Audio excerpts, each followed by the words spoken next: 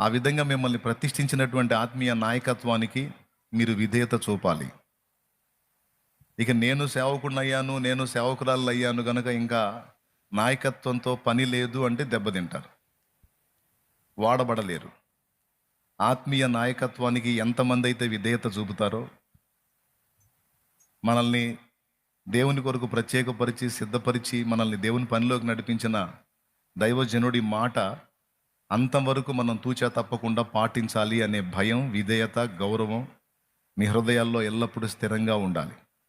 ఏ స్థాయిలో మీరు వాడబడినా, దేవుడు ఏ స్థాయికి మిమ్మల్ని తీసుకెళ్ళినా, నాయకత్వానికి లోబడటం అనే దాని విషయంలో ఎన్నడూ తప్పిపోకుండా జాగ్రత్త పడాలి. ఎందుకంటే మీరు ఎక్కడన్నా అడుగులు జారినప్పుడు మిమ్మల్ని బ్యాలెన్స్ చేసేది నాయకత్వమే. గనుక సంఘ నాయకత్వానికి పౌలంతటి వాడే లోబడ్డాడు.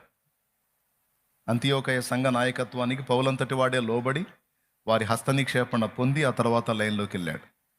ఈరోజు మీరు ఈ హస్తనిక్షేపణ కార్యక్రమం పొందారు కనుక మీ మీద చేతులుంచిన ఆత్మీయ నాయక గణం ఏదైతే ఉందో ఆ నాయక గణానికి అంతవరకు లోబడాలి. ఇది మర్చిపోవద్దు. ఏదైనా వాక్య విషయంలో సందేహాలున్నా, జీవితంలో సందేహాలున్నా, పరిచర్యలో సందేహాలున్నా ఆత్మీయ నాయకత్వం యొక్క గైడెన్సీ పొందాలి. ఓకే, అది తప్పిపోకుండా మీ హృదయాల్లో ఇది విషయం భద్రం చేసుకొని జాగ్రత్తగా బ్రతకండి. దేవుడు మిమ్మల్ని వాడుకుంటాడు, వర్ధిల్ల చేస్తాడు, అనేక ఆత్మల్ని గెలవడానికి మీకు కృపనిస్తాడు దేవుడు. ఆమేన్.